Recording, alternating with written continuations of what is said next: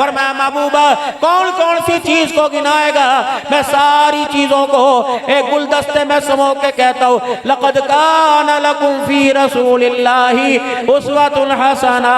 मोहम्मद किरदार में, गुफ्तार में, सूरत में, सीरत में मैंने तुझे सारे जहां से आला बना दिया। अलिफ लाम मीम से शुरू करो वन्नास तक। सीरत की किताबों में जितनी सीरत हुजूर की लिखी गई उतनी 1,24,000 अंबिया में किसी की नहीं लिखी गई। आसमानी किताबों में जितने तज़किरे आमना के लाल के हुए इतने किसी के नहीं हुए।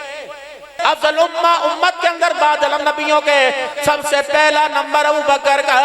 अल्लाह अकबर। नबियों के बाद इंसानों का सरदार अबू बकर है, वो भी नबी के दरवाजे पे खड़ा।